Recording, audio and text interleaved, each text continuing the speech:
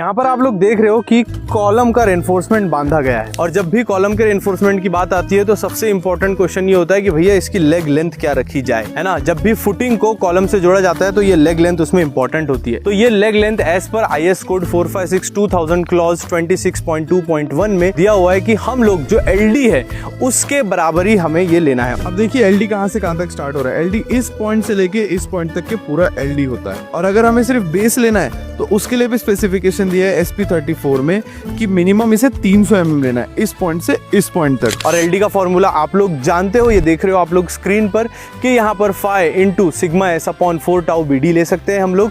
लेकिन अगर मैं थंब रूल की बात करूँ तो इसमें 40D भी लिया जाता है। लेकिन क्या चेंज होता है भैया, स्टील का ग्रेड चेंज होता है, स्टील का डाया चेंज होता है, कंक्रीट का डिजाइन चेंज होता है, इसीलिए एज पर IS कोड चलना ज्यादा बेहतर है, वरना थंब रूल तो 40D है ही।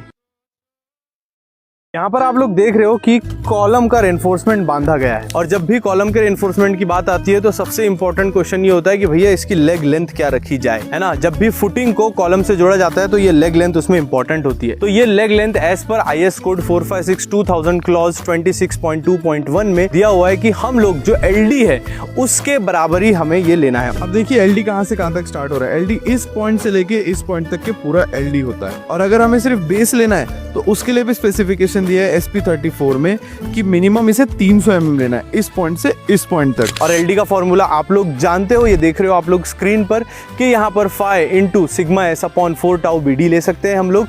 लेकिन अगर मैं थंब रूल की बात करूँ तो इसमें 40D भी लिया जाता है। लेकिन क्या चेंज होता है भैया, स्टील का ग्रेड चेंज होता है, स्टील का डाया चेंज होता है, कंक्रीट का डिजाइन चेंज होता है, इसीलिए एज पर IS कोड चलना ज्यादा बेहतर है, वरना थंब रूल तो 40D है ही।